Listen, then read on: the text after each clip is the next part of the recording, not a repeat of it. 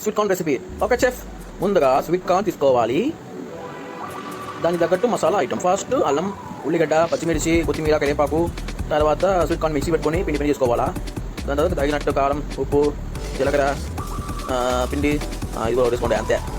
ముందు ఒకటి వేసుకున్నాం మనం. ఫస్ట్ ఉల్లిపాయ సన్నగా వేసుకుంది. తర్వాత కరివేపాకు, కొత్తిమీర, పచ్చిమిర్చి అన్నీ వేసుకోవాలి ఫ్రెండ్స్. వేసుకొని మిక్సీ మళ్ళీ కలుపుకోవాలి ఫ్రెండ్స్. అవును, ఫస్ట్ కలుపుకోవాలి. స్కూల్ మిక్సీ ఏం పిండి ఇది? శనగపిండి వేసుకోవాలి. శనగపిండి. అమ్మో, ఇది వచ్చి రైస్ ఫ్లోర్. తగినంత కారం, అంటే మేము కొంచెం ఒంగోలు కదా, కారం ఎక్కువ తింటాం అన్నమాట. తగినంత సాల్ట్. జీలకర్ర డైజెషన్కి చాలా బాగా పనిచేస్తుంది. చూసారా, మా వాళ్ళు పెప్పర్ కూడా వేసారు. పచ్చిమిర్చి, కారపొడి, పెప్పరు. అప్పుడు ముక్కలు నుంచి చూడండి కారం వస్తుంది. కానీ ఉల్లిగడ్డ వేసడం వల్ల మనం దాన్ని కవర్ చేసేది ఫ్రెండ్స్. ఉల్లిగడ్డ మనకి కారం రాదు, తీపి పొడి అవడం వల్ల టేస్ట్ డిఫరెంట్ అవుతుంది. మా పిల్ల ఎట్లా కలుపుతుందో అట్లా కలుపుకోవాలి. తెసకూడదు, మళ్ళీ కలుపుకోవాలి. పొయ్యి మీద ఒక బండి పెట్టి దానిలో పోయాలి.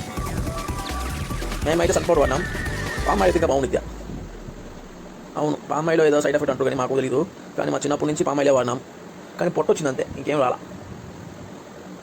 అట్లా అని గారెలు అయ్యే అసలు నేను బాగున్నాను. గారెలు వేసుకొని